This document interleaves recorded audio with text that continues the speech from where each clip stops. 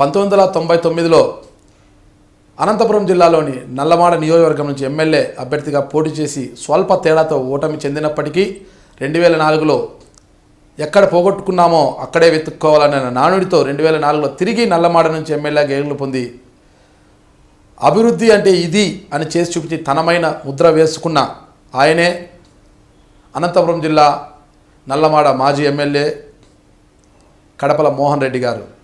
మరొక విశేషం ఏమిటంటే రాష్ట్ర ప్రజలంతా దైవంగా భావించే స్వర్గీయ మాజీ ముఖ్యమంత్రి డాక్టర్ వైఎస్ రాజశేఖర రెడ్డి గారికి ఆప్త మిత్రులు, ఆయనకు ఎంతో ఇదిగా చెప్పాలంటే ఆయన శ్వాస వెలుగొందిన ఆయన మన కడపల మోహన్ రెడ్డి గారు.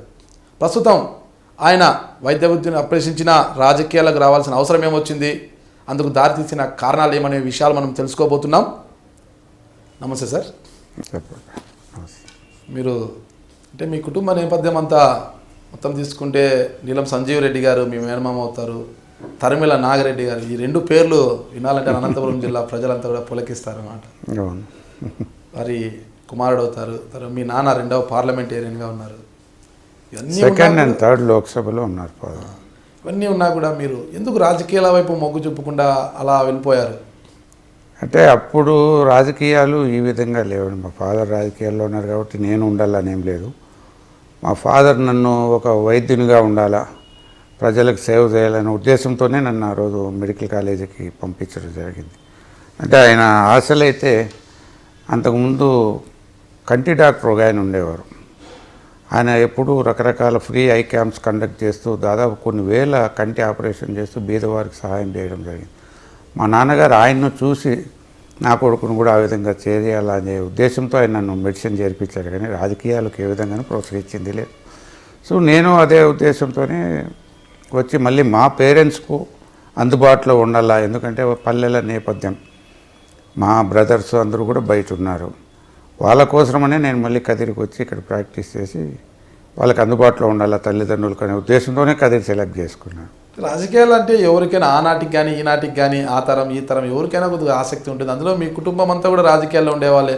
అప్పట్లో రాజకీయం అంటే తరిమిల నాగిరెడ్డి గారు, నీలం సంజీవ్ రెడ్డి గారు పేరు చెప్తుంటారు అనమాట. అంతటి ఉన్నా కూడా మీకు ఆసక్తి లేదంటే కొత్తగా వినాలి, తెలుసుకోవాలి రాజకీయాలు అంటే ఉండేది. కానీ రాజకీయాలు ప్రతి ఒక్కటి కాలేజ్ డేస్లో కానీ మిగతా అప్పుడు కూడా క్లీన్గా ఫాలో అయ్యేవాళ్ళం. నేను రాజకీయ నాయకుడు కావాలనేదో లేదు. ఎందుకంటే 1989లో అప్పుడు కదిరి శాసనసభ ఎన్నికలు వచ్చాయి. అప్పుడు కూడా రాజశేఖర రెడ్డి గారు చెప్పారు, ఫ్రీగా ఉంది ఇప్పుడు కదిరి, నువ్వు తీసుకో మోహన్, నేను రెడీగా ఉన్నాను. రాజశేఖర ఏదో పెళ్ళికి వెళ్ళినాం పులివెందుల దగ్గర చెప్పారు. అప్పుడు లేదులే ఇప్పుడు వద్దు, నాకు మొన్ననే నర్సింగ్ హోమ్ కట్టుకున్నాను, ప్రాక్టీస్ చేయాలని. బట్ ఆయన మీద 2-3 సార్లు అడగడంతో తర్వాత నాకే ఇంట్రెస్ట్ వచ్చి నేను ఆయన వెంబడి పడడం జరిగింది. సో ఆ తర్వాత అట్లా 2009లో నల్లమాడ, అప్పుడు వీరప్ప గారు కొద్దిగా ఓల్డ్ అయ్యారు, ఎవరైనా యువకుడిని తీసుకొస్తామనే ఉద్దేశంతో నల్లమాడకి వెళ్ళు, అక్కడ మీకు అవకాశం కల్పిస్తాం. మీ మండలం కూడా అప్పుడు నల్లమాడ తనకల్లు దీంట్లోనే ఉండేది అన్నమాట, మండలం నల్లమాడ నియోజకవర్గంలో. సో ఆ విధంగా ఆయన అవకాశం ఇవ్వడం, కంటెస్ట్ చేయడం. మొట్టమొదటిగా నాకు అంత అనుభవం లేకపోవడము, ప్రజా అభిమానం ఉన్నా కూడా ఆసారి ఎలక్షన్లలో ఓడిపోవడం జరిగింది. ఆ విధంగా మీ తండ్రి రామకృష్ణారెడ్డి గారు ఏ పార్లమెంట్ నుంచి గెలుపొందారు? అప్పుడు రెండవ parliament Hindupur parliament, both second and third కూడా హిందూపూర్ పార్లమెంట్గానే ఉన్నారు. అంటే మూడోసారి పోటీ చేయలేదు ఆయన? మూడోసారి ఆయనకు అవకాశం వచ్చింది, కానీ అప్పుడు కామరాజ్ నాయుడు గారు జాతీయ కాంగ్రెస్ పార్టీ అధ్యక్షులుగా ఉన్నారు. అప్పుడు ఆయన స్లోగన్ ఇచ్చారనమాట, అంటే మోర్ దాన్ 2 టర్మ్స్ ఉండే వాళ్ళందరూ స్వచ్ఛందంగా మీరు టికెట్స్ తీసుకోకుండా మిగతా వాళ్ళకి అవకాశం ఇవ్వాలా అని కొంతమందికి పిలిపిచ్చారు. ఆయన ఒక జాతీయ పార్టీ అధ్యక్షునిగా ఆయన ఒక పిలిపిచ్చారు. బట్ మా ఫాదరు ఇప్పటికీ నా ఆఫీస్ రూమ్లో కూడా ఫోటో కామరాజ్ నాయుడు గారితో ఉండేది. ఆయన మాటను కాదని లేక ఆయన మళ్ళీ స్వచ్ఛందంగా నాకు టికెట్ వద్దని చెప్పారు. అప్పుడు మా సంజీవ్ రెడ్డి గారికి అప్పుడు కాన్స్టిట్యున్సీ లేను, హిందూపూర్ నుండి ఆయన కంటెస్ట్ చేయడం జరిగింది. చేశారు, గెలిచారు కూడా.